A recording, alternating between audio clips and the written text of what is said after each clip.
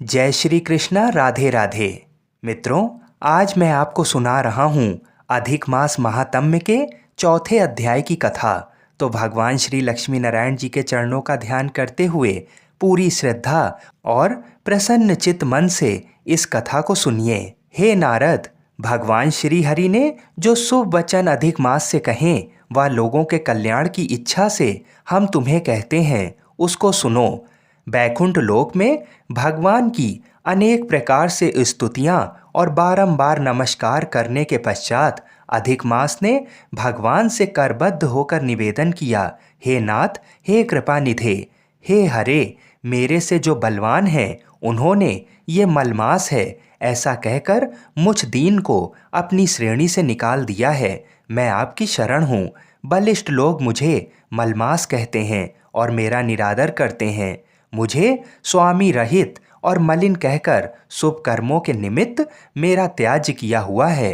हे दीन वत्सल भगवान, कंस की कोप अग्नि से जिस प्रकार आपने वासुदेव की पत्नी देवकी को सुरक्षित किया, आप वैसे मेरी रक्षा क्यों नहीं करते?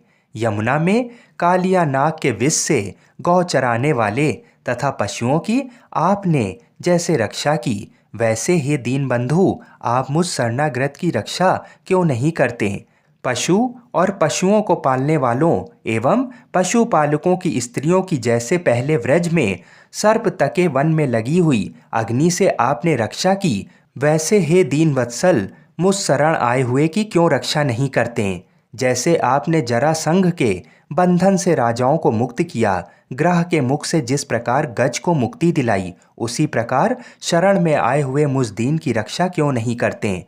अपने स्वामी देवता वाले मासों द्वारा शुभ कर्म में वर्जित मुझ स्वामी रहित को देखते ही आपकी दयालुता कहाँ चली गई और आज ये कठोरता कैसे आ गई? इस प्रकार भांति भांति से मलमास भगवान से विनती करता रहा।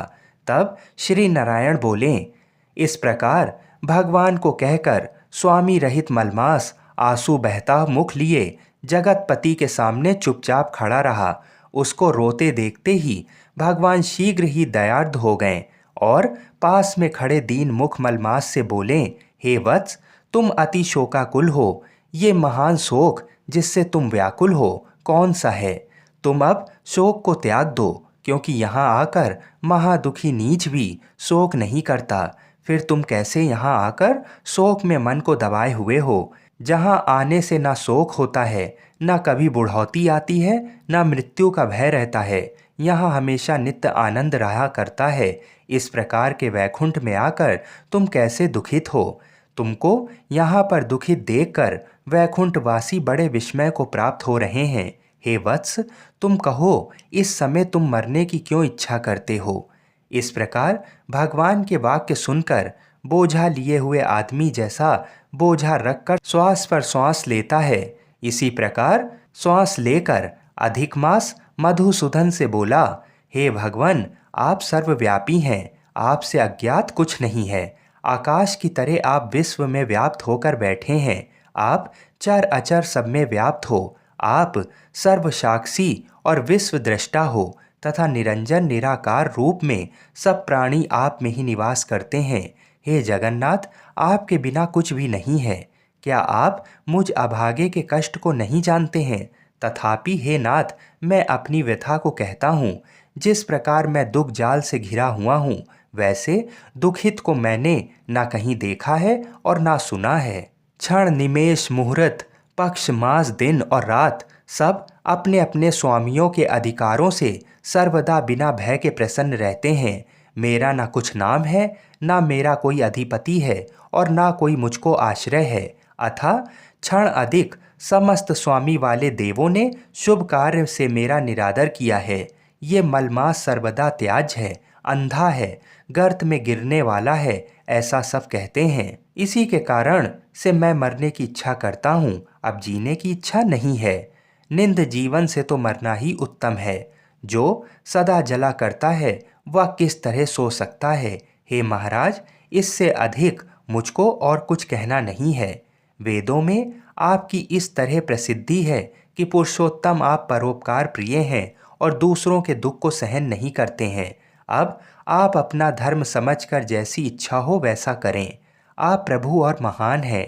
आपके सामने मुझ जैसे पामर को घड़ी घड़ी कुछ कहते रहना उचित नहीं है। मैं मरूंगा, मैं मरूंगा, मैं अब ना जीऊंगा, ऐसा पुनः पुनः कहकर वह अधिक मास, हे ब्रह्मा के पुत्र, चुप हो गया और एकाएक श्री विष्णु के निकट गिर गया।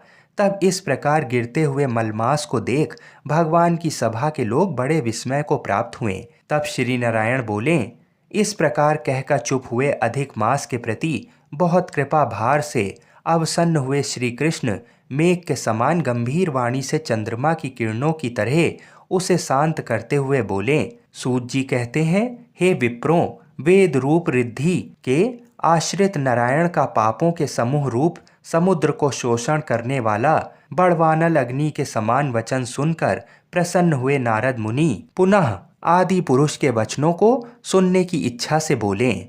मित्रों, इस तरह से चौथा अध्याय यहीं पर समाप्त हुआ। आगे की कथा को सुनने के लिए हमारे चैनल को सब्सक्राइब अवश्य करें। बोलिए श्री लक्ष्मी नारायण भगवान की जय। बोलिए श्री राधा कृष्ण भगवान की जय। बोलिए श्री तुलसी शालिग्राम जी की जय। हर हर महादेव।